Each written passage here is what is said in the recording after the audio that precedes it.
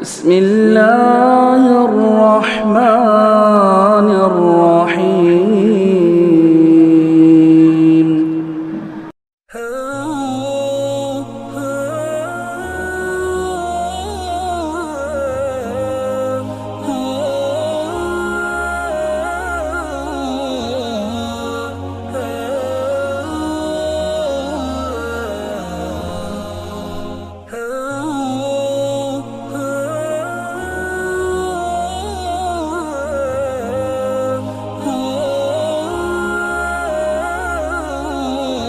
السلام علیکم ورحمۃ اللہ وبرکاتہ. بسم اللہ الرحمن الرحیم. الحمد للہ نحمده ونستعینه ونستغفره ونعوذ باللہ من شرور انفسنا ومن سیئات اعمالنا من يهده الله فلا مضل له ومن يضلل فلا هادي له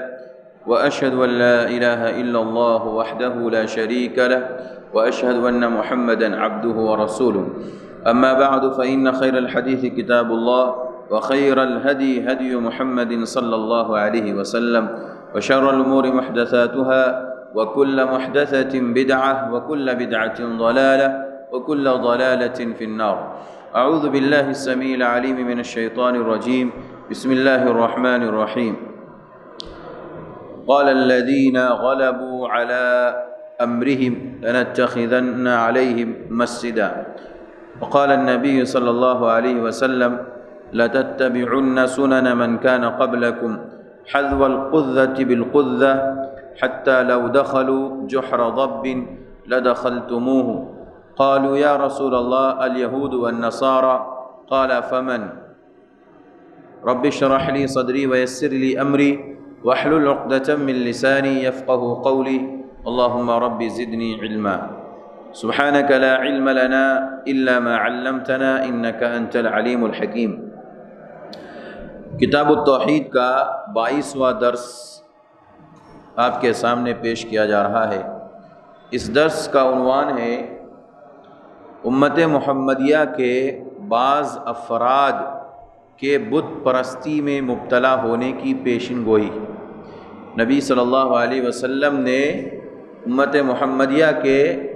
بعض افراد کے بت پرستی میں مبتلا ہونے کی پیشن گوئی فرمائی ہے کہ آپ نے فرمایا کہ میری امت کے اندر کچھ لوگ ایسے ہوں گے جو بت پرستی میں مبتلا ہو جائیں گے اور شرک کریں گے. یہ آپ کی پیشن گوئی حرف بحرف آج کے اس دور میں ثابت ہو رہی ہے، اور امام محمد بن عبد الوہاب رحمہ اللہ نے اس باب کو قائم کر کے یہ بات ثابت کر دی کہ آج اس دور میں جو شرک کے مظاہر ہے، شرک کے جو چور دروازے ہمیں نظر آتے ہیں، یہ کہیں نہ کہیں پچھلی قوموں کے اندر بھی موجود تھے. اس باب کو سمجھنے کے لیے ایک حدیث پہلے ہم سن لیں، کیونکہ پیارے نبی صلی اللہ علیہ وسلم کی ایک حدیث صحیح مسلم کے اندر ہے جو اس بات کی دلیل ہے. آپ نے فرمایا ان الشیطان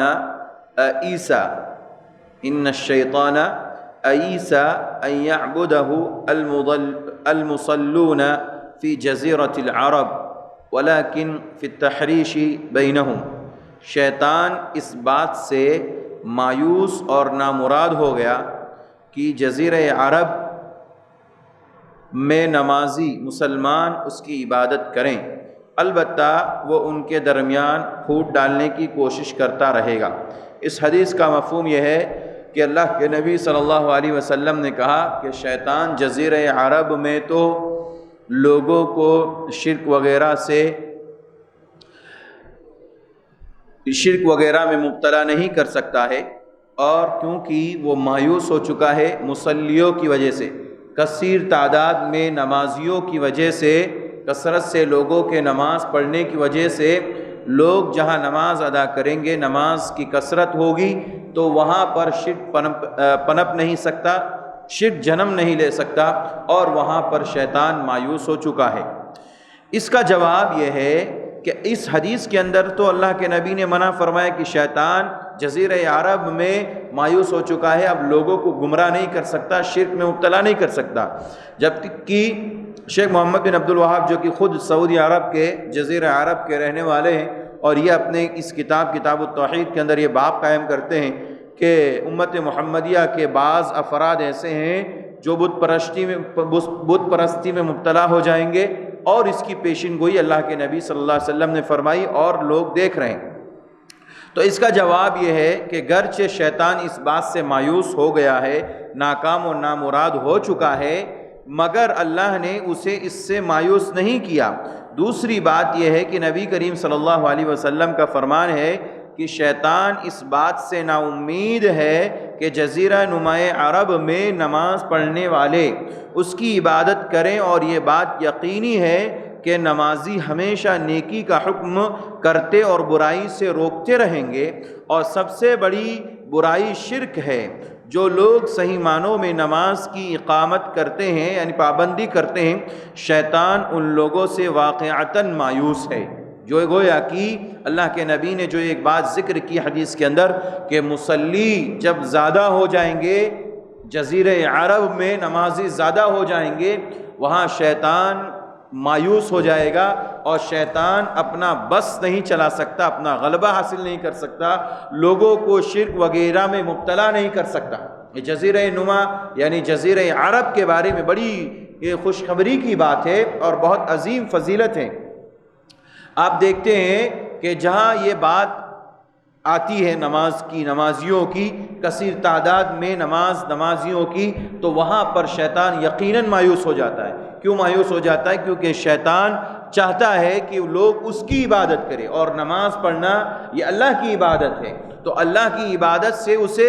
مایوسی ہوتی ہے، اسے تکلیف ہوتی ہے، اور وہ اپنے مقصد میں ناکام ہو جاتا ہے، نامراد ہو جاتا ہے، لہذا وہ سمجھتا ہے کہ اب میرا یہاں پر بس چلنے والا نہیں ہے۔ اور اسی بات کو اللہ تعالیٰ نے قرآن مجید کی مختلف آیتوں میں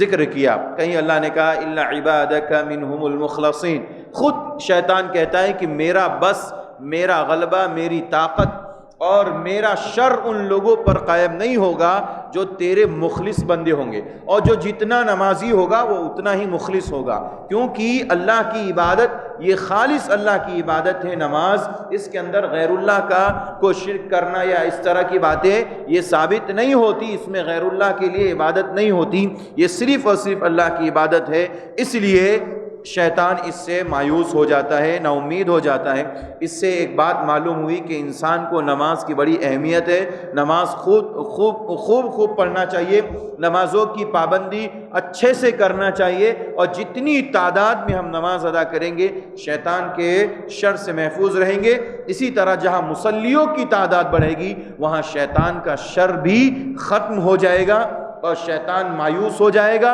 اس جگہ پر شرک اور کفر کا دروازہ بند ہو جائے گا۔ یہ بہت بڑی بات ہے، خوشخبری کی بات ہے، لہذا نماز کا اہتمام کرنا چاہیے۔ اس باب کے اندر اللہ کے نبی نے جو بات ذکر کی کہ میری امت کے کچھ لوگ بت پرستی کے شکار ہو جائیں گے، بت پرستی میں مبتلا ہو جائیں گے، اس سلسلے میں سورۃ النساء کی آیت نمبر 51 پیش کی ہے دلیل کے طور پہ۔ اللہ نے کہا اس آیت میں الم تر الی الذین اوتوا نصیبا من الکتاب، کیا آپ نے ان لوگوں کو نہیں دیکھا جنہیں کتاب کا کچھ حصہ دیا گیا، یعنی اہل کتاب یہود اور نصارہ، کیا آپ نے ان لوگوں کو نہیں دیکھا یؤمنون بالجبت، وہ لوگ جبت کہتے ہیں بت کو، بتوں پر وہ یقین رکھتے ہیں، ایمان رکھتے ہیں، والطاغوت اور اسی طرح شیطان کو مانتے ہیں، طاغوت طواغیت یہ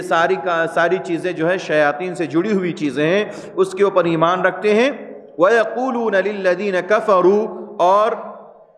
کافروں کے متعلق کہتے ہیں هَؤُلَاءِ أَهْدَىٰ، یعنی یہ یہود اور نصارہ کافروں کے بارے میں کہتے ہیں هَؤُلَاءِ أَهْدَىٰ مِنَ الَّذِينَ آمَنُوا سَبِيلًا، یہ مومنوں کے مقابلے میں زیادہ ہدایت پر ہے۔ یہود اور نصارہ کیا کہتے ہیں کہ کافر لوگ مومن کے مقابلے میں زیادہ ہدایت پر ہیں، لہذا کافر بن کر کے زندگی گزارو، کافر بن کر کے رہو اور مومن بن کر کے نہ رہو۔ یہ یہود اور نصارہ کی چال ہے، اور ان کی یہ بات اللہ نے قرآن کریم کے اندر ذکر فرمائی۔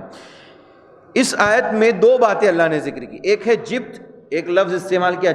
جبت کے بارے میں کہتے ہیں ہر وہ چیز جس میں اللہ اور اس کے رسول کے حکم کی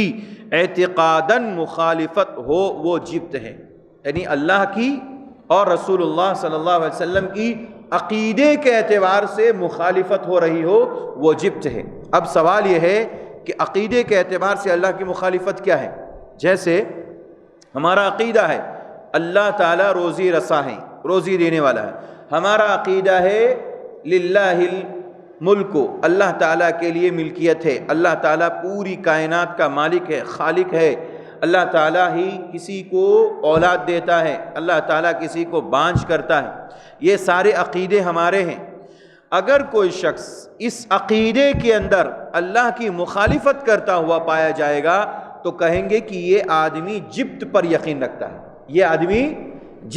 جبت کہتے ہیں اللہ تعالیٰ کے اوپر عقیدہ رکھنے میں غیر اللہ کو شریک کرنا، غیر اللہ کو اللہ کی مخالفت کرنا، اللہ کی مخالفت کرنا عقیدے میں، رسول اللہ صلی اللہ علیہ وسلم کی مخالفت کرنا عقیدے میں، یہ جبت ہے۔ اسی کو اللہ نے کہا کہ یہود اور نصارہ جبت پر یقین رکھتے ہیں، یعنی وہ لوگ کھلے لفظوں میں اللہ رسول کی مخالفت کرتے ہیں عقیدے میں، اور یہ کہتے ہیں کہ کافر یہ لوگ زیادہ بہتر ہیں مومنوں کے مقابلے میں۔ تو یہ کہنا یہ سراسر ظلم ہے اور یہ کفر کی باتیں ہیں۔ اسی طرح رسول اللہ صلی اللہ علیہ وسلم کے بارے میں اعتقاد اور عقیدہ رکھتے ہوئے ان کی مخالفت کرنا، جیسے نبی صلی اللہ علیہ وسلم نے پیشین گوئی فرمائی کہ قرب قیامت دجال کا ظہور ہوگا، قرب قیامت دجال کا ظہور ہوگا، دجال آئے گا، اسی طرح مہدی آئیں گے، عیسیٰ علیہ السلام آسمان سے اتریں گے۔ اسی طرح سے اللہ تعالیٰ نے بہت ساری نشانیاں جو قرآن کریم کے اندر، اسی طرح احادیث میں اللہ کے نبی نے جو ذکر کی، جو عقیدے سے تعلق رکھتی ہیں بہت ساری باتیں، اور رسول اللہ صلی اللہ علیہ وسلم نے اپنی احادیث کے اندر ذکر کی جو عقیدے سے تعلق رکھتی ہیں۔ اگر کوئی شخص اس عقیدے کے سے تعلق رکھنے والی باتوں کی مخالفت کرتا ہے جو رسول اللہ صلی اللہ علیہ وسلم نے کہی ہے اور اس کا انکار کرتا ہے، اس کی مخالفت کرتا ہے، اس کا مطلب یہ ہے کہ وہ بھی یہود و نصارہ کی طرح جبت پر یقین رکھتا ہے، جبت پر اور طاغوت پر یقین رکھتا ہے۔ اور طاغوت ہر اس چیز کو کہتے ہیں جس کو اللہ کے علاوہ پوجا جائے، جس کی اللہ کے علاوہ عبادت کی جائے۔ اب اس میں مورتی بھی آتی ہے، اس میں قبر بھی آتی ہے، اس میں مردہ بھی، اس میں زندہ بھی، پتھر بھی اور شجر بھی یعنی درخت بھی، ساری چیزیں اس کے اندر داخل ہیں۔ اگر اسے اللہ کے علاوہ پوجا جائے، اللہ کے علاوہ اس کی عبادت کی جائے، وہ طاغوت ہے اور جبت ہے۔ اللہ اور اس کے رسول کی عقیدے کے اعتبار سے مخالفت کرنا یہ جبت ہے۔ اور یہ یہود و نصارہ کیا کرتے تھے؟ یہ دونوں پر یقین رکھتے تھے۔ اللہ کے نبی صلی اللہ علیہ وسلم نے جو پیشن گوئی فرمائی کہ میری امت میں بعض لوگ بت پرستی میں مبتلا ہو جائیں گے، بت پرستی کے شکار ہو جائیں گے۔ آپ دیکھیے آج کے اس دور میں امت محمدیہ کا اگر ایک حال آپ ذرا دیکھ لیں، دنیا کے اندر امت محمدیہ کا ایک معائنہ کر لیجئے تو کتاب و سنت پر چند لوگ ہیں، قرآن و سنت کو ماننے والے صرف چند لوگ ہیں، بقیہ وہ لوگ ہیں، مسلمانوں کی بڑی تعداد ایسی ہیں، میں یہ کہوں کہ 80% لوگ وہ ہیں جو کہیں نہ کہیں قبر کو پوجتے ہیں، کہیں نہ کہیں اللہ رسول کی عقیدے میں اللہ رسول کی مخالفت کرتے ہوئے جبت کی پوجا کرتے، جبت پر یقین رکھتے ہیں، اسی طرح طاغوت پر یقین رکھتے ہیں۔ اور یہ یہود و نصارہ کے بارے میں اللہ نے قرآن کریم کی سورہ نساء کی آیت نمبر 51 میں جو ذکر کیا ہے اور اس کو دلیل کے طور پر یہاں پر جو پیش کیا ہے، یہی بتانے کے لیے کہ جس طرح یہود اور نصارہ پہلی قوم ہے، اس سے پہلی امت محمدیہ سے پہلی قوم ہے، اس قوم کے اندر جبت پر اور طاغوت پر لوگ یقین رکھتے تھے۔ اللہ کے نبی بتانا چاہتے ہیں کہ اس امت کے اندر، میری امت کے اندر، امت محمدیہ میں بھی لوگ جبت پر اور طاغوت پر یقین رکھیں گے اور لوگ طاغوت کی عبادت کریں گے، پوجا کریں گے، اور اسی طرح جبت میں بھی لوگ ملوث ہو جائیں گے، اس میں بھی وہ لوگ پڑ جائیں گے۔ تو میرے بھائیوں، بتانے کا مقصود اس آیت کا یہ ہے کہ جس طرح یہود و نصارہ جو پہلی قوم ہے ان لوگوں نے جبت پر یقین رکھا، طاغوت پر یقین رکھا، ان کی عبادت کی، ایسے ہی امت محمدیہ میں بھی آج ایک بڑی تعداد ہے جو ان دونوں چیزوں پر یقین رکھتی ہے اور ان کی پوجا کرتی ہے۔ آپ دیکھیے، جو میں نے آپ کے سامنے تعریف دونوں کی کر دی کہ طاغوت کسے کہتے ہیں، جبت کسے کہتے ہیں، اس دونوں باتوں کی جو تعریف ہے، اس کی جو ڈیفینیشن ہے، ان دونوں ڈیفینیشن کو سامنے رکھ کر کے آپ آج ہمارے سماج کا معائنہ کیجئے، ایک سرسری جائزہ لیجئے تو پتہ چلتا ہے کہ مسلمانوں میں ایک بڑی تعداد ہے جو ان دونوں چیزوں کے اندر شامل ہے۔ بت پرستی ان کے ہاں عام ہے، قبر پرستی عام ہے، بڑوں کی تعظیم میں اس قدر آگے بڑھ جانا جو صرف اور صرف رسول اللہ صلی اللہ علیہ وسلم کے ساتھ ہے، یا رسول اللہ صلی اللہ علیہ وسلم کا مقام کسی اور انسان کو دے دینا، یہ سب باتیں جو ہیں جبت اور طاغوت میں داخل ہیں۔ اور جو شخص اس طرح کا عقیدہ رکھتا ہے گویا کہ اس کے یہاں بت پرستی کی نشانی پائی جاتی ہے، اور انسان کو ان تمام سے محفوظ رہنے کی ضرورت ہے۔ تو خلاصہ کلام یہ ہے اس آیت کریمہ کا کہ انسان کو اللہ تبارک و تعالی ہی پر ایمان اور عقیدہ رکھنا ہے، اور اللہ اور اس کے رسول کے تعلق سے جو عقیدہ رکھنے کے لیے اسلام نے کہا ہے اس میں ہمیں کسی کو بھی شریک نہیں کرنا، کسی کو بھی شامل نہیں کرنا، خالص اللہ کے لیے رکھنا ہے۔ اور یہود و نصارہ کی اگر پیروی کی تو گویا کہ ہم بھی نبی صلی اللہ علیہ وسلم کی اس پیشین گوئی میں شامل ہو جائیں گے۔ اسی طرح میرے بھائیوں، قرآن کریم کی سورۃ المائدہ کی آیت نمبر 60 نمبر کی آیت ذکر کی ہے بطور دلیل۔ اللہ کہتا ہے قُلْ هَلْ أُنَبِّئُكُمْ بِشَرٍّ مِّن ذَلِكَ مَثُوبَةً عِندَ اللَّهِ، اے نبی محمد صلی اللہ علیہ وسلم آپ ان لوگوں سے کہہ دیں کیا تمہیں ان لوگوں کی نشاندہی کر دوں جن کا انجام اللہ کے ہاں فاسقوں کے انجام سے بھی بدتر ہے۔ اللہ تعالیٰ نبی صلی اللہ علیہ وسلم سے کہہ رہا ہے کہ آپ لوگوں سے پوچھئے کیا میں آپ لوگوں کو ان لوگوں کی خبر نہ بتا دوں جن کا انجام اللہ کے یہاں فاسقوں سے بھی، گنہگاروں سے بھی بدتر ہونے والا ہے۔ وغضب علیہ، اور اللہ ان پر غضبناک ہونے والا ہے۔ من لعنہ اللہ، جن کے اوپر اللہ لعنت بھیجے گا، جن کے اوپر اللہ کی لعنت ہے اور اللہ کی پھٹکار ان کے اوپر ہے، اللہ کا غضب ہے۔ وجعل منہم القردۃ والخنازیر، اور ان پر اللہ کا غضب ہونے کے ساتھ ساتھ ان میں سے بعض کو اللہ نے بندر بنا دیا اور بعض کو اللہ نے خنزیر بنا دیا۔ وعبد الطاغوت، اور وہ لوگ دنیا میں طاغوت کی عبادت کرتے تھے، طاغوت کی بندگی کرتے تھے۔ اس آیت کو اللہ نے ذکر کر کے اور محمد بن عبد الوہاب رحمہ اللہ نے اس باب میں ذکر کر کے یہ بتانا چاہا ہے کہ یہود و نصارہ ان میں سے بعض لوگوں کو اللہ نے غیر اللہ کی عبادت کرنے کی وجہ سے بندر بنا دیا تھا، بندر بنا دیا تھا۔ اسی طرح سے بعض کو اللہ تعالیٰ نے خنزیر، ان کے چہرے کو سور کا چہرہ بنا دیا تھا، صرف اللہ کی مخالفت کرنے کی وجہ سے، اپنے رسول کے وقت کے رسول کی مخالفت کرنے کی وجہ سے اللہ تعالیٰ نے ان کے چہرے کو مسخ کر دیا تھا، ان کے چہرے کو خنزیر یعنی سور کا چہرہ، اسی طرح بندر کا چہرہ بنا دیا تھا۔ ان کے اوپر اللہ نے لعنتیں بھیجی اور ان کے اوپر اللہ کی لعنت نازل ہوئی، ان کے اوپر اللہ کا غضب نازل ہوا، ان کو اللہ تعالیٰ نے تہس نہس کر دیا۔ اور یہ سارے لوگ بنی اسرائیل کے لوگ ہیں، جس میں یہود اور نصارہ خاص طور پر، کرسچن اور ہیوز پوری طرح سے اس میں داخل ہے، کیونکہ یہ بنی اسرائیل میں آتے ہیں اور ان کے اوپر اللہ کا عذاب یہ نازل ہوا۔ اللہ تعالیٰ نے اس آیت کریمہ کے اندر یہود و نصارہ کی ذلت کو ذکر کیا اور ان کی قباحت کو ذکر کیا۔ کیوں ان کو اللہ تعالیٰ نے ان کے چہرے کو بندر بنا دیا، کیوں ان کے چہرے کو اللہ تعالیٰ نے خنزیر بنا دیا؟ وعبد الطاغوت، یہ طاغوت کی پرستش کرتے تھے۔ یہ کیا کرتے تھے؟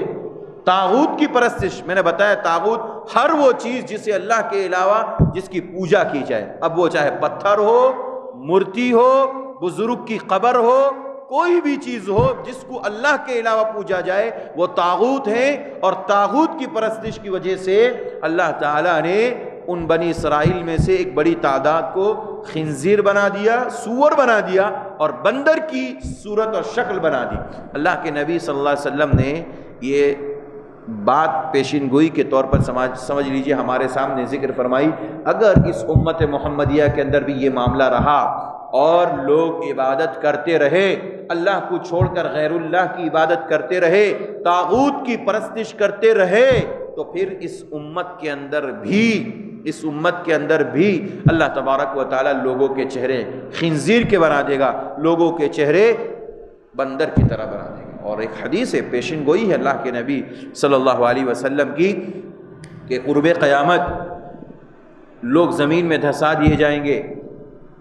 اور خزف اور قذف کا معاملہ ہوگا، لوگوں کو زمین میں دھسا دیا جائے گا، اسی طرح سے لوگوں کے چہرے کو مسخ کر دیا جائے گا، یعنی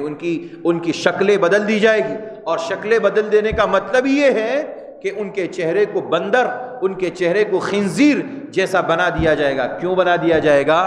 کیونکہ ان کے ہاں وعبد الطاغوت پر عمل ہے، یعنی وہ لوگ طاغوت کی بندگی کرتے ہیں، وہ اللہ کو چھوڑ کر غیر اللہ کی پوجا کرتے ہیں، لہذا اس کی وجہ سے ایک بڑی تعداد کو اللہ تعالیٰ اس سے کے اندر ملوث کر دے گا۔ میرے بھائیوں، پیغام اس آیت کا یہ ہے، انسان کو غیر اللہ کی عبادت کرتے ہوئے ڈرنا چاہیے، اور ان لوگوں کو بھی بتانا چاہیے جو لوگ غیر اللہ کی عبادت کرتے ہیں، اللہ کو چھوڑ کر کسی قبر کے پاس، کسی بابا کے پاس، کسی ولی کے پاس، کسی بزرگ کے پاس، کسی پیر کے پاس، کسی مرشد کے پاس، کسی کے پاس بھی جا کر کے وہ لوگ ان کی پرستش کرتے ہیں، ان کے سامنے سجدہ کرتے ہیں، ان کے سامنے رکوع کرتے ہیں، ان کا طواف کرتے ہیں، چادر چڑھاتے ہیں، ان سے منتیں مانگتے ہیں، دعا کرتے ہیں، جتنی بھی عبادتیں جو اللہ کے ساتھ خاص ہیں غیر اللہ کے لیے کر رہے ہیں، ان کو بتا دینا چاہیے کہ دیکھو اس آیت کریمہ میں زبردست دھمکی ہے، اگر تم اس کام سے باز نہیں آئے تو اللہ تمہارے چہرے کو خنزیر کا چہرہ بنا دے گا، سور کا چہرہ بنا دے گا،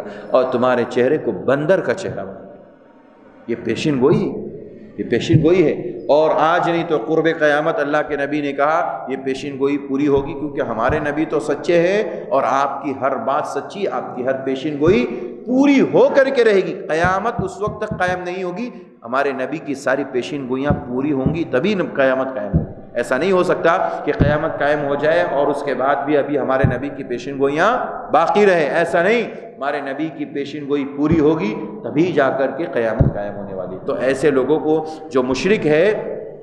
جو طاغوت کی عبادت کرتے، اللہ کو چھوڑ کر دوسروں کے سامنے اپنے سر کو جھکاتے پوجا کرتے، ان لوگوں کو بتانا چاہیے، آیت سامنے رکھ کر کے ان کو بتانا چاہیے کہ آپ جو کر رہے ہیں یہ بہت بڑا گناہ ہے، یہ بہت بڑا گناہ ہے، اور اتنا بڑا گناہ، ایک تو اللہ کے ساتھ شرک ہے، اس کے علاوہ اللہ تعالیٰ آپ کے چہرے کو بھی مسخ کر دے گا، آپ کے چہرے کو اللہ خنزیر اور سور کا بنا دے گا، بندر کا بنائے گا، جیسے بنی اسرائیل کے اندر، یہود و نصارہ کے اندر اللہ تعالیٰ نے لوگوں کو بنا دیا۔ اسی طرح سورہ کہف کی آیت نمبر 21 اللہ سبحانہ و تعالیٰ فرماتا ہے، قال الذین غلبوا علی امرہم لنتخذن علیہم مسجدا، اور ان کے سرکردہ لوگوں نے کہا ہم تو ان کی غار پر ضرور مسجد، عبادت گاہیں بنائیں گے۔ اصحاب الکہف کے بارے میں ہم اور آپ جانتے ہیں، 7 تھے، اختلاف ہے، لیکن اللہ تعالیٰ نے قرآن کریم کی آیت میں 7 کے بعد آگے یہ بات نہیں کہی کہ لوگ اٹکل باتیں کرتے ہیں اپنے دماغ سے۔ اہل تفسیر نے، مفسرین نے بات ذکر کی کہ اصحاب کہف یہ 3 سے لے کر کے 9 تک کی تعداد کے درمیان تھے، 4 کے بارے میں، 5 کے بارے میں اللہ نے باتیں ذکر کی، اس کے بعد جب 7 کا تذکرہ کیا تو اللہ نے آگے کوئی چیز ذکر کی۔ خیر وہ کتنے بھی لوگ ہوں ان سے مراد نہیں، لیکن وہ سارے موحد لوگ تھے، توحید پرست لوگ تھے، اور اپنے ایمان کو بچانے کے لیے، اپنے عقیدے کو بچانے کے لیے، اپنی توحید کو بچانے کے لیے وہ لوگ غار میں جا کر کے چھپ گئے تھے، اور پوری قوم جو ہے یہ مشرک تھی، اور اس قوم سے بچنے کے لیے وہ جب پہاڑوں کے اندر چلے گئے، غار کے اندر جا کر کے چھپ گئے، ان کا ایک کتا وہ باہر جو ہے غار کے سرہانے بیٹھا تھا، اور اللہ تعالیٰ نے ان کو ایک لمبی مدت تک سلا دیا، لمبی مدت تک ان کو نیند دے کر کے ان کو سلا دیا، اور ایسی نیند کے جو ہے ایک لمبی مدت گزرنے کے بعد اللہ جب ان کو اٹھاتا ہے تو وہ لوگ آپس میں بحث و تکرار کرتے ہیں کہ اللہ تعالیٰ نے کتنے دن تک ہم کو نیند دی اور سلایا؟ تو بعض کہتے ہیں 1 دن، کچھ کہتے نہیں 1 دن یا ایک دن سے بھی کم، آدھے دن میں ہی ہم کو اللہ تعالیٰ نے جگا دیا، حالانکہ ایک لمبی مدت تقریباً 300 سال سے زائد جو ہے ان کو اللہ تعالیٰ نے نیند سلا کے رکھا۔ ان کا واقعہ یہاں پر ذکر کیا جا رہا ہے کہ جب ان کے بارے میں علم ہوا لوگوں کو تو لوگوں نے چاہا کہ یہ تو موحد تھے، نیک لوگ تھے اور اللہ کو ماننے والے خالص موحد تھے، اور یہ یہاں سے یعنی قوم کے لوگوں سے چل کر کے جو پہاڑ میں چلے گئے تھے، غار میں جا کر کے چھپ گئے تھے، صرف ان کا مقصد یہ تھا کہ اپنے ایمان کو بچانا، اپنے عقیدے کو بچانے کے لیے۔ تو لوگوں نے کہا جب یہ نیک لوگ تھے تو اب ان کی قبروں کے اوپر ہم کیا بنائیں گے؟ مسجد بنائیں گے، ان کی قبروں پر اب ہم مسجد بنائیں گے۔ یہی اصل ہے طاغوت، یہی اصل ہے جبت، جس کو اللہ نے قرآن کی آیت میں ذکر کیا۔ ان کی یہ آیت ذکر کرنے کے بعد شیخ محمد بن عبد الوہاب رحمہ اللہ یہاں پر استدلال یہ کرنا چاہتے ہیں باب سے کہ پہلے کے لوگ جس طرح سے نیک لوگوں کی وفات کے بعد ان کی قبر کو پختہ بنا لیتے، پھر اس کے اوپر مسجد بنا لیتے، ایسے ہی اللہ کے نبی کہہ رہے ہیں کہ مجھے بھی ڈر ہے میری امت کے اندر بھی ایسے لوگ آئیں گے جو نیک لوگوں کی قبروں کو پختہ بنائیں گے اور پھر اس کے اوپر مسجد بنا کر اس میں عبادت کریں۔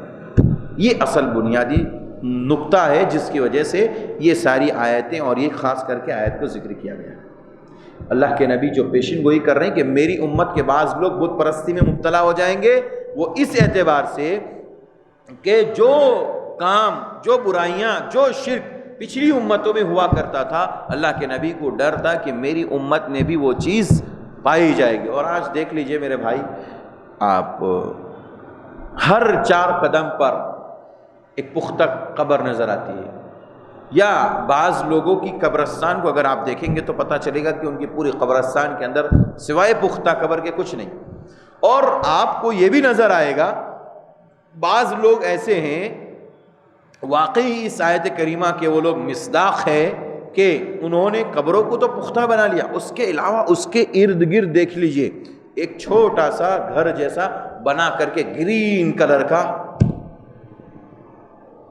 ایک مزار کی شکل دے دی، ایک گھر کی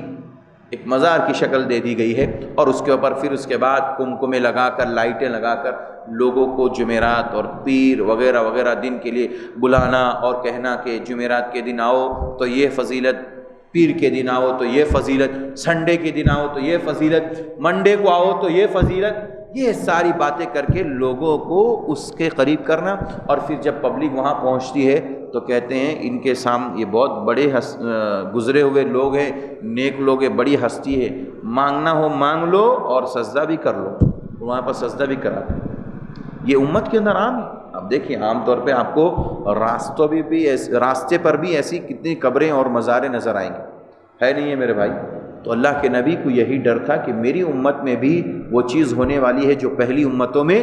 ہو چکی، اور جب میری امت میں یہ چیز ہوں گی جو پہلی امتوں میں ہوئی ہے تو پھر اللہ تعالیٰ ان کے اوپر عذاب نازل کرے گا، ان کو اللہ تعالیٰ عذاب دے گا۔ تو اس باب کے اندر اللہ کے نبی صلی اللہ علیہ وسلم کی جو پیشن گوئی ہے کہ میری امت میں لوگ بت پرستی کے شکار ہو جائیں گے، اس آیت میں جو ذکر کیا گیا ہے ہمارے سماج میں بالکل عام ہے، یہ ہم بالکل اپنی آنکھوں سے دیکھ رہے ہیں۔ اگلی ایک حدیث ہے، صحیح بخاری اور صحیح مسلم کی روایت ہے، ابو سعید خدری رضی اللہ عنہ حدیث کے راوی ہیں، کہتے ہیں اللہ کے نبی صلی اللہ علیہ وسلم نے فرمایا لَتَتَّبِعُنَّ سُنَنَ مَنْ كَانَ قَبْلَكُمْ۔ پیارے نبی فرماتے ہیں صلی اللہ علیہ وسلم کہ صحابہ کو مخاطب کر کے، حالانکہ ہمارے صحابہ اس چیز سے بالکل بہت دور تھے، لیکن مقصود پوری امت کو بتانا۔ آپ نے کہا ضرور تم سے پہلے کے لوگوں کی سنتوں کو فالو کرو گے، اپناؤ گے۔ تم سے پہلے جو لوگ گزر گئے، یعنی امت محمدیہ سے پہلے جتنی امتیں آئیں،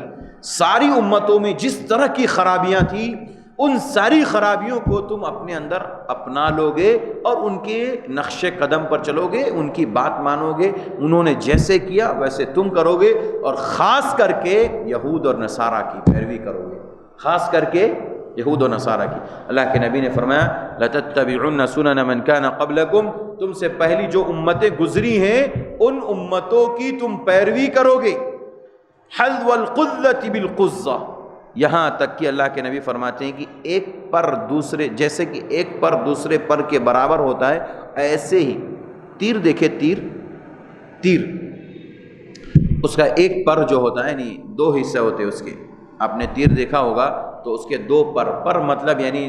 جو پچھلا حصہ جو نکلا ہوا ہوتا ہے، آگے تو نوکیلا رہتا ہے، پیچھے تو دو پر ہوتے ہیں، اس کے دونوں پر بالکل ایک جیسے ہوتے ہیں، آگے پیچھے نہیں ہوتے، آگے پیچھے نہیں ہوتے ہیں، بالکل ایک جیسے ہوتے ہیں۔ تو اللہ کے نبی نے فرمایا مثال دے کر کے، جس طرح سے ایک تیر کے دو پر ایک جیسے ہوتے ہیں، ایسے ہی تم لوگ پہلی امتوں کی پیروی کرو گے، جس طرح انہوں نے کام کیا ویسے تم بھی کرو گے۔ نبی صلی اللہ علیہ وسلم نے امت محمدیہ سے کہا ضرور ضرور تم پہلی امتوں کی پیروی کرو گے، یہاں تک کہ اللہ کے نبی نے کہا حتی لو دخلوا جحر ضب لدخلتموہ، اللہ کے نبی کہتے ہیں اگر پہلی امتوں نے ایک ضب کہتے ہیں سانڈے کو، سانڈا سعودی عرب میں بہت پایا جاتا ہے اور ریگستانی علاقے میں بھی بہت پایا جاتا ہے، بہت طاقتور چیز ہے، اور ضب حلال ہے، کھا سکتے ہیں اس کو۔ آپ دیکھیں گے تو آپ کو جو ہے گھین جیسی لگے گی، اچھا نہیں لگے گا دیکھنے میں، لیکن اس کی غذا یعنی بذات خود بھی بہت طاقتور ہے، اس کا تیل بھی بہت طاقتور ہے۔ اللہ کے نبی صلی اللہ علیہ وسلم کے پاس ایک مرتبہ لایا گیا بھنا ہوا، اور خالد بن ولید بھی موجود تھے، وہاں بیٹھے ہوئے تھے۔ اللہ کے نبی نے کہا انی کرہت، مجھے ذرا اس سے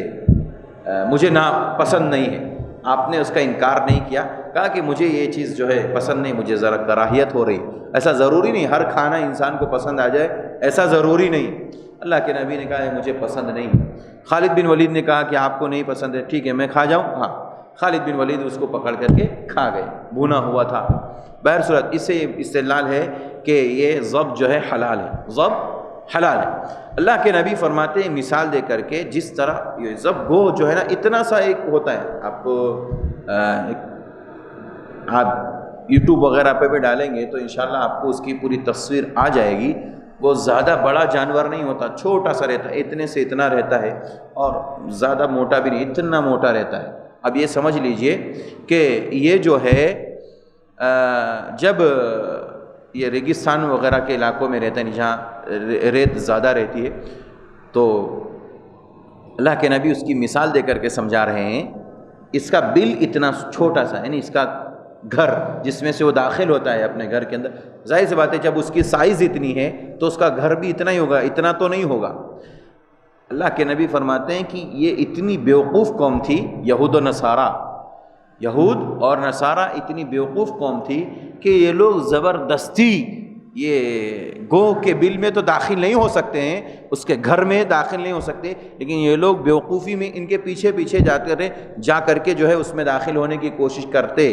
تو اللہ کے نبی فرماتے کہ میری امت کے اندر بھی کچھ لوگ ہوں گے جو یہود و نصارہ کی پیروی کریں گے، اور وہ بھی جبر کرتے ہوئے، اپنے نفس پر ظلم کرتے ہوئے وہ لوگ بھی گوہ کے بل کے اندر داخل ہونے کی کوشش کریں گے، حالانکہ وہاں داخل نہیں ہو سکتا، کوئی اندر جا نہیں سکتا، اس کے انٹری ممکن ہی نہیں۔ بھائی ہم اتنے بڑے ہیں، ہماری سائز بڑی ہے، انسان بڑا ہے، اس کے لیے ایک بڑا کمرہ ہونا چاہیے، بڑا دروازہ ہونا چاہیے جہاں سے وہ داخل ہو سکے، انٹری ہو سکے اس کی۔ وہ بل تو چھوٹا سا بل ہے۔ اللہ کے نبی فرماتے یہ بیوقوف قوم تھی یہود و نصارہ، اس قوم نے اگر یہ کام کیا ہوتا کہ وہ لوگ ضب اور سانڈے کے بل میں داخل ہونے کی کوشش کر رہے ہوتے، اور میری امت نے اگر اس کو دیکھا ہوتا تو میری امت کے لوگ بھی ان کی پیروی میں اس میں داخل ہونے کی کوشش کریں۔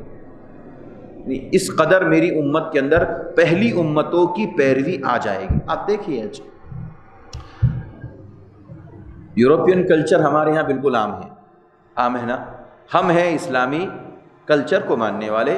ہم اسلامی تہذیب اور ثقافت کو، اخلاق کو ماننے والے ہیں، قرآن و سنت کے مطابق زندگی گزار۔ لیکن آپ دیکھیے چاہے ہمارا گھر ہو، ہمارا مکان ہو، ہم چلتے پھرتے جہاں کہیں بھی ہو، کہیں نہ کہیں وہ کلچر جو ہے، ویسٹرن کلچر جو ہے ہمارے یہاں نظر آتا ہے، جو کہ یہود و نصارہ کا بنایا ہوا ہے۔ اللہ کے نبی نے کہا کہ جیسے وہ لوگ کریں گے میری امت کے لوگ بھی ایسا ضرور کریں گے، اور اس کی پیشین گوئی آپ نے فرما دی۔ اسی لیے کہا کہ ضرور میری امت میں کچھ لوگ ہوں گے جو ان کے نقش قدم پر چلیں گے، اگر وہ ضب یعنی گوہ کے بل میں داخل ہونے کی کوشش کریں گے تو میری امت کے لوگ بھی جبر اس میں داخل ہونے کی کوشش کریں گے، حالانکہ اس میں داخل نہیں ہوں گی، حالانکہ وہ بیوقوف قوم ہے، میری امت میں بھی کچھ لوگ جو ہوں گے وہ بیوقوفی کریں گے۔ قالوا یا رسول اللہ، صحابہ نے پوچھا اللہ کے نبی وہ کون لوگ ہیں، کون لوگ ہیں جو یہ گوہ کے بل میں داخل ہوں گے؟ قال الیہود والنصارى، آپ نے کہا یہود و نصارہ۔ قال فمن، یہود و نصارہ کے علاوہ کوئی اور دوسرا بھی نہیں، دوسرا کوئی ہے کیا؟ اللہ کے نبی نے کہا نہیں نہیں، یہود و نصارہ کے علاوہ دوسرا کوئی نہیں، میری امت یہود و نصارہ کی برابر پیروی کرے گی، میری امت کے اندر ایک بڑی تعداد ایسی ہوگی جو یہود و نصارہ کے بنائے ہوئے طور طریقے استعمال کرے گی۔ آج دیکھیے میرے بھائی، دنیا کے اندر میں سمجھتا ہوں اس وقت پوری دنیا کے اندر جس کا کنٹرول ہے وہ یہود و نصارہ کا ہے۔ اور لباس کو لے کر کے دیکھ لیجئے، رہن سہن کو لے کر کے، وضاقتہ انسان کا سب چیز کو دیکھ لیجئے، سوائے چند لوگوں کے اللہ جن کے اوپر اللہ کی رحمتیں ہیں، ان کو چھوڑ کر کے ایک بڑی تعداد مسلمانوں کی ایسی ہے جو ویسٹرن کلچر کو اختیار کر رہی ہے، جیسا وہ ویسا یہ کر رہے ہیں، جیسا وہ کر رہے ہیں ویسا ہی، بس آرام اور راحت کی زندگی چاہتے ہیں۔ اسلام کی اگر اسلامی زندگی گزارنا چاہتے ہیں تو یہ مت سوچئے کہ ہمیں کبھی جو ہے تکلیف نہیں آئے گی، کیونکہ ہمارے صحابہ، ہمارے نبی صلی اللہ علیہ وسلم، صحابہ اور بعد کے ادوار کے لوگوں پر اس قدر تکلیفیں آئیں، اس قدر مصیبتیں آئیں، لیکن کبھی انہوں نے اسلام کا دامن نہیں چھوڑا، کتاب و سنت کا دامن نہیں چھوڑا۔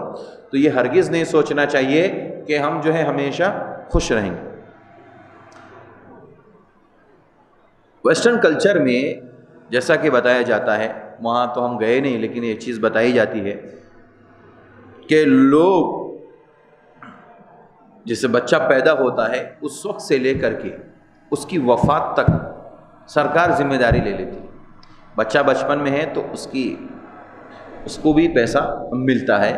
اسی طرح بچہ تعلیم کے دور میں ہے تو تعلیم کے دور میں بچے کو تعلیم کا پیسہ ملتا ہے، اسی طرح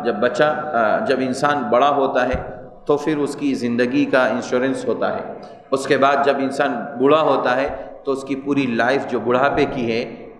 دوا سے لے کر کے سارے علاج و معالجہ کا معاملہ ہے، سب سرکار اپنے ذمے لے لیتی ہے۔ اور یہ ساری تقریباً چیزیں جو ہے نا وہاں کے لوگوں کے حساب سے اگر ہم معلوم کریں تو پتہ چلتا ہے کہ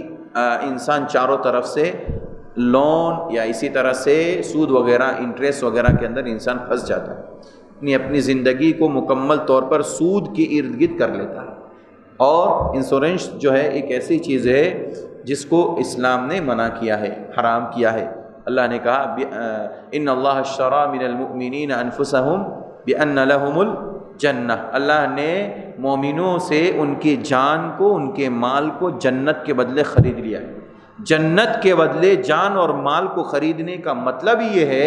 کہ اگر آپ کی جان میں کوئی تکلیف آئے، آپ کے مال میں کوئی تکلیف آئے، اس کے بدلے میں اللہ آپ کو جنت دے گا۔ دنیا میں آپ کو کچھ اس کے بدلے میں ملنے والا ایسا مت سوچیے۔ یہاں انسان سوچتا ہے کہ جس طرح وہ کلچر کے لوگ آرام سے سکون سے رہتے ہیں، ان کی ساری زندگی آسانی سے گزرتی ہے، لہذا مسلمان سوچتا ہے ہم بھی ویسے ہی زندگی گزار لیں۔ تو میرے بھائیوں، یہ تکلیف کی بات ہے، تکلیف، راحت، آرام، یہ سب چیزیں انسان کی زندگی میں لگی ہوئی ہے۔ تو اللہ کے نبی نے جو بات ذکر کی ہے اور پیشین گوئی فرمائی ہے کہ میری امت کے اندر لوگ یہود و نصارہ کی پیروی کریں گے، یہ حرف بحرف آج کے اس دور میں ہمیں نظر آتی، ہمیں آپ اس دور میں نظر آتی۔ اگر نوجوان سے پوچھا جائے کہ آپ کو بال کیسے رکھنے ہیں تو ضرور کسی یا تو ہیرو کی طرف اشارہ کریں گے، کرکٹر کی طرف اشارہ کریں گے، یا پھر یورپین کنٹری میں کچھ ایسے ناچ گانے والے لوگ ہیں ان کی طرف اشارہ کریں گے، کہیں گے کہ اس نے جیسے رکھا ہے ویسے میرا نائی سے، حجام سے کہہ کر کے ویسے بناتے ہیں۔ یہ کیوں کرتے ہیں؟ کیونکہ ان کی ساری چیزیں ہم لوگ فالو کرتے ہیں۔ اسی لیے پیارے نبی نے فرمایا کہ میری امت میں یہ چیز ہو کر کے رہے گی۔ الغرض میرے بھائیوں، یہ حدیث صحیح بخاری کے اندر ہے اور صحیح مسلم کے اندر ہے۔ اس حدیث سے بھی معلوم ہوا کہ اللہ کے نبی نے فرمایا کہ میری امت کے اندر ایسے لوگ ہوں گے جو پہلی امتوں کی پیروی کریں گے۔ اس کے بعد ایک لمبی حدیث ہے، اللہ کے نبی فرماتے ہیں کہ وَإِنَّمَا أَخَافُ عَلَىٰ أُمَّتِي الْأَئِمَّةَ الْمُضِلِّينَ، کہ مجھے ڈر ہے میری امت پر کہ اس امت محمدیہ کے اندر کچھ ایسے امام ہوں گے، المضلین، جو لوگوں کو گمراہ کرنے والے، یعنی ایسے ذمہ دار ہوں گے جو لوگوں کو گمراہ کریں گے۔ وَإِذَا وَقَعَ عَلَيْهِمُ السَّيْفُ لَمْ يُرْفَعْ إِلَى يَوْمِ الْقِيَامَةِ، اور جب ان کے درمیان کسی مسئلے کو لے کر کے جھگڑا ہو جائے گا، تلوار اٹھ جائے گی، تو قیامت تک وہ جھگڑا قائم رہے گا، تلوار نیچے نہیں ہوگی۔ آج دیکھ لیجئے میرے بھائی، یہ ہے سماج کے اندر آ گیا، ہماری امت محمدیہ کے اندر آ چکا ہے۔ کتنے ایسے لوگ ہیں جو سوشل میڈیا کا غلط استعمال کر کے، قرآن و سنت کا نام لے کر کے، اہل سنت والجماعت کا نام لے کر کے کھلے لفظوں میں شرک کی دعوت دیتے ہیں، توحید کے خلاف بیان بازی کرتے ہیں، شرک کے خلاف بولنے کے بجائے توحید کے خلاف بولتے ہیں اور شرک کو پروانہ دیتے ہیں اور اس کو بڑھاتے ہیں۔ ایسے ہی ائمہ کے بارے میں اللہ کے نبی کی پیشین گوئی ہے کہ میری امت میں ایسے گمراہ لوگ آئیں گے جو لوگوں کو گمراہی کی طرف دعوت دیں گے، حق کی طرف دعوت دینے کے بجائے، سچائی کی طرف دعوت دینے کے بجائے گمراہی کی طرف لوگوں کو بلائیں گے، دعوت دیں گے۔ اور ایسی اگر آپس میں جنگ چھڑ گئی تو وہ قیامت تک قائم رہے گی۔ آپ دیکھیے نا، آج مسلک کے نام پہ کتنی جنگیں ہیں۔ کوئی ایک شخص ہے، وہ کہتا ہے میں دیوبندی ہوں، کوئی کہتا ہے میں بریلوی ہوں، کوئی کہتا ہے میں سنی ہوں، کوئی کہتا ہے میں جماعتی ہوں، کوئی کہتا ہے یہ ہوں، کوئی کہتا ہے وہ، اور یہ آگ قیامت تک بجھنے والی نہیں ہے۔ یہ ایسی امت میں آگ لگی ہوئی ہے قیامت تک بجھنے والی۔ اسی کی طرف اللہ کے نبی نے اشارہ کیا، اسی کی طرف اشارہ کیا کہ جب ایک جنگ اگر چھڑ جائے گی تو یہ قیامت تک قائم رہے گی، یہ قیامت تک۔ اس کے بعد آپ نے فرمایا، پیارے نبی صلی اللہ علیہ وسلم نے، وَلَا تَقُومُ السَّاعَةُ حَتَّى يَلْحَقَ حَيٌّ مِّنْ أُمَّتِي بِالْمُشْرِكِينَ، کہا کہ میری امت پر قیامت اس وقت تک قائم نہیں ہوگی جب تک کہ میری امت کا ایک زندہ شخص مشرکین سے جا کر کے نہ مل جائے۔ میری امت کا ایک شخص مشرکین سے جب تک نہیں مل لے گا، اس سے ملاقات نہیں کر لے گا۔ ملاقات کا مطلب، ملنے کا مطلب اس کے سارے کام کو اپنے اندر نہ لا لے گا، جب تک وہ جو کر رہا ہے، مشرک جس طرح کر رہا ہے، شرک کر رہا ہے، وہ ساری باتیں اپنے اندر پیدا نہیں کر لے گا، تب تک قیامت قائم نہیں ہوگی۔ اب دیکھیے اچھے خاصے لوگ جن کو ہم اور آپ سمجھتے ہیں ان کے اندر عقل نہیں ہے، یہ اتنے اچھے لوگ، سمجھدار لوگ، بڑی بڑی جو ہے پوسٹ پر قائم، لیکن بات کس کی کرتے ہیں؟ طاغوت کی کرتے ہیں۔ بات کس کی کرتے ہیں؟ اللہ کو چھوڑ کر غیر اللہ کی کرتے ہیں۔ بات کس کی کرتے ہیں؟ قبروں پہ سجدہ کرنے کی۔ ان کو اتنی عقل نہیں، اتنی سمجھ نہیں۔ اب دنیا میں تو بہت ساری سمجھداری کی بات کرتے ہیں، تجارت میں، بزنس میں، سب چیزوں۔ آپ کو یہ نہیں معلوم کہ یہ پتھر ہے ہمیں کیا فائدہ دیتا؟ یہ پتھر، یہ مورتی، یہ پتھر ہمیں کیا فائدہ دیتا؟ جبکہ آپ کے سامنے قرآن کی آیت واضح ہیں، اللہ نفع نقصان کا مالک ہے، اس کے علاوہ کوئی نہیں ہے۔ تو پھر آپ سے یہ سوال کیوں کیا جاتا ہے کہ آپ پتھر کی پوجا کیوں کرتے ہیں، بت کی پوجا کیوں کرتے ہیں، طواغیت کی پوجا کیوں کرتے ہیں؟ اتنے سارے لوگ سمجھداری کے باوجود مشرکین سے ملے ہوئے نا میرے بھائی۔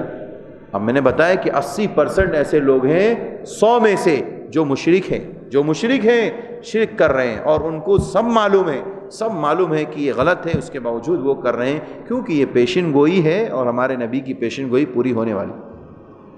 اس کے بعد آپ نے فرمایا وَحَتَّى تَعْبُدَ فِئَامٌ مِّنْ أُمَّتِي الْأَوْثَانَ وَإِنَّهُ سَيَكُونُ فِي أُمَّتِي كَذَّابُونَ ثَلَاثُونَ كُلُّهُمْ يَزْعُمُ أَنَّهُ نَبِيٌّ وَأَنَا خَاتَمُ النَّبِيِّينَ لَا نَبِيَّ بَعْدِي وَلَا تَزَالُ طَائِفَةٌ مِّنْ أُمَّتِي عَلَى الْحَقِّ مَنْصُورَةٌ لَا يَضُرُّهُمْ مَنْ خَذَلَهُمْ حَتَّى يَأْتِيَ أَمْرُ اللَّهِ تَبَارَكَ وَتَعَالَى۔ سنن نبی داؤد کی صحیح روایت ہے، اللہ کے نبی نے فرمایا میری امت میں 30 جھوٹے دجال پیدا ہوں گے، 30 جھوٹے دجال جو اپنے آپ کو نبی ہونے کا دعویٰ کریں گے۔ اور سنو، اللہ کے نبی کہتے ہیں وَأَنَا خَاتَمُ النَّبِيِّينَ، میں تمام نبیوں کا خاتمہ کرنے والا نبی ہوں، یعنی اب مجھ پر نبوت کا سلسلہ ختم، لا نبی بعدی، اب میرے بعد کوئی نبی نہیں آنے والا ہے۔ اور میری امت کے اندر ایک گروہ ایسا رہے گا، لا تزال طائفۃ من امتی علی الحق، جو حق پر قائم رہے گا، ہمیشہ حق پر قائم رہے گا، ہمیشہ توحید پر قائم رہے گا، ہمیشہ شرک کی مخالفت کرتا رہے گا، خرافات کی مخالفت کرتا رہے گا۔ یہ گروہ ایسا رہے گا منصورہ، جن کی اللہ مدد کرے گا، ان کی اللہ مدد کرے گا۔ اب دیکھیے چھوٹا سا گروہ ہے، جس کو اللہ کے نبی نے مثال دے کر کے سمجھایا کہ وہ گروہ کیا ہے، کون ہوگا، ما انا علیہ و اصحابی، جس پر میں، یعنی نبی صلی اللہ علیہ وسلم خود کہتے ہیں میں جس پر ہوں اور جس پر میرے صحابہ۔ اور کس پہ تھے ہمارے نبی اور ہمارے صحابہ؟ کس پر تھے بھائی؟ قرآن اور سنت، قرآن اور کوئی تیسری چیز تھی نہیں تھی۔ آپ نے فرمایا میری امت میں ایک گروہ، ایک جماعت ایسی ہوگی جو قیامت تک حق پر قائم رہے گی، یعنی ابتدا سے لے کر کے انتہا تک وہ حق پر قائم رہے گی۔ ان کے ہاں کبھی بھی شرک، بدعات، خرافات، یہ ساری چیزیں آئے گی ہی نہیں، ہمیشہ توحید پر رہے گی، ہمیشہ حق پر رہے گی۔ اور وہ ایک گروہ ایسا ہوگا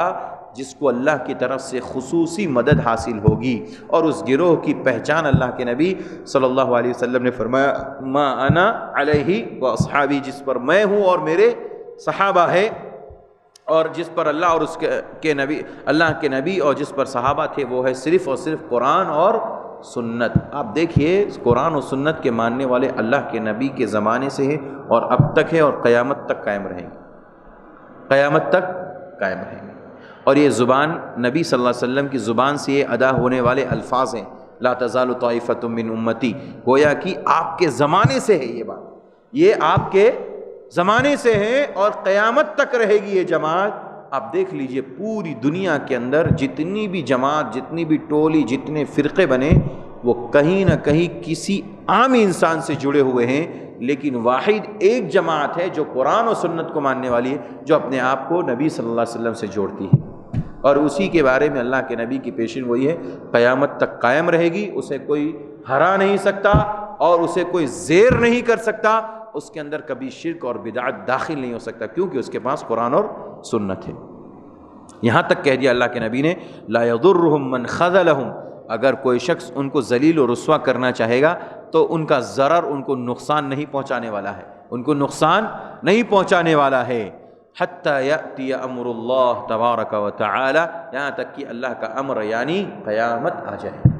قیامت تک یہ جماعت قائم رہے گی اور اسے کوئی تکلیف نہیں ہوگی۔ اور آپ دیکھیے وہ جماعت جو قرآن و سنت کا دعویٰ کرتی ہے، قیامت نبی صلی اللہ علیہ وسلم کے زمانے سے ہے، اب تک ہے اور قیامت تک رہے گی۔ اتنے مسائل ہوئے لیکن اس مسلک کے اندر، اس جماعت کے اندر کبھی نہ تو منہج میں بدلاؤ آیا، نہ طور طریقے میں بدلاؤ آیا، نہ نماز پڑھنے میں بدلاؤ آیا، نہ قرآن کی تلاوت میں بدلاؤ آیا، نہ ہی عبادت کرنے میں اور نہ ہی دیگر اعمال کرنے میں ان کے یہاں کوئی بدلاؤ ہے میرے بھائی؟ نہیں ہے۔ کیوں؟ کیونکہ وہ نبی صلی اللہ علیہ وسلم سے ہے اور قیامت تک رہے گی، اور ان کا منہج، ان کا طریقہ قرآن اور سنت، قرآن اور سنت، قرآن اور سنت، بس اس کے علاوہ تیسری کوئی چیز نہیں۔ اور جس کے اندر یہ ہوگا وہ قیامت تک قائم رہے گا، وہ جماعت قیامت تک قائم رہے گی۔ اور دوسری بات یہ ہے کہ اس جماعت کے اندر ہمیشہ اللہ کی طرف سے خیر رہے گی، اللہ ان کی مدد کرے گا اور ان کو کوئی نقصان نہیں۔ ایک نقطہ اور بتا دوں میں آپ کو، یہ بات جو اللہ کے نبی نے کہی نا کہ حتی یأتی امر اللہ، کہ قیامت تک رہے گی، اب دیکھیے کتنی جماعتیں دنیا میں پیدا، اہل قرآن کے نام سے ہوئی، اہل تشیع کے نام سے، اور فلاں فلاں بہت ساری جماعت، بہت ساری گروہ، بہت ساری پارٹیاں، بہت سارے فرقے پیدا ہوئے نہیں ہوئے، جہمیہ ہوئے، قدریہ ہوئے، معتزلہ ہوئے، نہ جانے کون کون سے ہوئے، اور وہ اپنے وقت کے لیے، تھوڑے سے وقت کے لیے، تھوڑے سے پیریڈ کے لیے تھے، اور اس کے بعد جیسا ان کا وقت ختم ہوا، ختم، وہ جماعت ختم۔ لیکن یہ جماعت قیامت تک رہنے والی ہے، یہ قیامت تک رہنے والی ہے، اس کو کوئی ہرا نہیں سکے گا، اور یہ ہمیشہ قائم، حق پر قائم رہے گی۔ تو ہم لوگ اسی میں سے ہیں، اگر ہم قرآن و سنت کو ماننے والے، یہ ہم لوگ خوش نصیب لوگ ہیں۔ ہمارے بارے میں اللہ کے نبی صلی اللہ علیہ وسلم نے خوشخبری سنائی اور پیشین گوئی فرمائی کہ میری امت میں کچھ لوگ ایسے ہوں گے جو صرف اور صرف قرآن و سنت کو، جس پر میں ہوں، میرے صحابہ ہے، اسی کو فالو کریں گے، اسی کو مانیں گے، اسی کے مطابق زندگی گزاریں گے۔ ہم اور آپ قرآن و سنت کو ماننے والے صرف اور صرف وہ ہیں جو اس کے اندر داخل ہیں، بقیہ سارے وہ لوگ قرآن و سنت کا دعویٰ نہیں، قرآن و سنت کے دعوے کے ساتھ اس پر عمل بھی کرنا، ان کے یہاں، ان کے عمل میں، ان کی عبادت میں، ان کے معاملات میں، ان کے لین دین میں، سب چیزوں میں صرف اور صرف قرآن و سنت ہونا چاہیے۔ وہ شخص، وہ جماعت انشاءاللہ تعالی حق پر ہے اور قیامت تک وہ جماعت قائم رہے گی۔ اور وہ لوگ جو صرف یہ دعویٰ کرتے ہیں کہ ہم تو قرآن و سنت کو مانتے ہیں، اہل سنت والجماعہ، اہل سنت والجماعہ، لیکن پیٹھ پیچھے جیسے ہی مسئلہ آتا ہے قرآن و سنت ان کی خواہشات کا، وہاں پر قرآن و سنت کو چھوڑ دیتے، وہاں پر قرآن و سنت کو چھوڑ دیتے۔ ایسے لوگ اس کے اندر داخل نہیں ہیں۔ میں کہتا ہوں ڈنکے کی چوٹ پر امام احمد ابن حنبل رحمۃ اللہ علیہ کے بارے میں ایک ان کا قول ذکر کیا گیا، بڑا پیارا قول ہے۔ امام احمد ابن حنبل سے پوچھا گیا کہ وہ کون سی جماعت ہے؟ کہا کہ ہم وہ کہتے ہیں امام احمد ابن حنبل ان لم یکونوا اہل الحدیث فلا ادری من ہوں، ان لم یکونوا اہل الحدیث فلا ادری من ہوں، وہ اہل الحدیث نہیں، قرآن و سنت کو ماننے والے نہیں، تو میرے نزدیک اور کوئی دوسرا نہیں ہو سکتا۔ اللہ اکبر۔ امام احمد بن حنبل کہتے ہیں ان سے جب پوچھا گیا یہ جماعت، یہ گروہ کون ہوگا جو قرآن و سنت کے مطابق، اسی طرح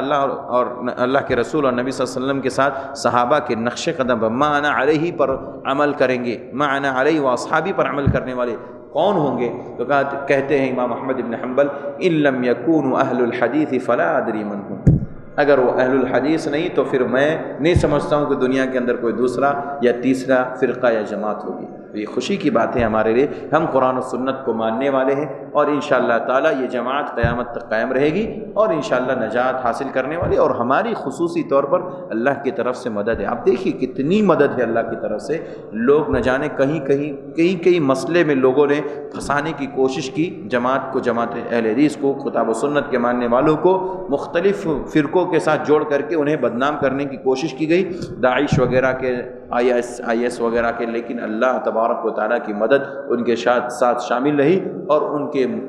منہ پر برابر تالا لگا جو اس جماعت کو بدنام کرنا چاہتے تھے۔ اس لیے ہمیشہ اس جماعت سے، کتاب و سنت سے جڑے رہیے، اللہ تعالیٰ نے اس میں خیر رکھی ہے اور مدد کا وعدہ کیا ہے۔ انشاءاللہ اللہ کی مدد اس جماعت کے ساتھ ہے۔ پیشن گوئی اللہ کے نبی کی حرف بحرف پیش آ رہی ہے، اور اس جماعت کی ایک بڑی تعداد مشرکوں کے ساتھ جا ملی ہے، اسی طرح سے بت پرستی میں مبتلا ہو چکی ہے۔ اللہ تعالیٰ سے دعا ہے اللہ تعالیٰ ہم سب کو شرک جیسی بری خصلت سے، بری بیماری سے محفوظ رکھے، توحید پر قائم رہے، عقیدے کو مضبوط کرنے کی توفیق عطا فرمائے، جب تک اس دنیا میں زندہ رکھے ایمان پر زندہ رکھے، جب خاتمہ ہو خاتمہ بالخیر نصیب فرمائے، آمین۔ وآخر دعوانا ان الحمد للہ رب العالمین، سبحان ربک رب العزة عما یصفون، وسلام علی المرسلین، والحمد للہ رب العالمین۔ سبحانک اللہم وبحمدک، اشہد ان لا الہ الا انت، استغفرک واتوب الیک۔ السلام علیکم ورحمۃ اللہ وبرکاتہ۔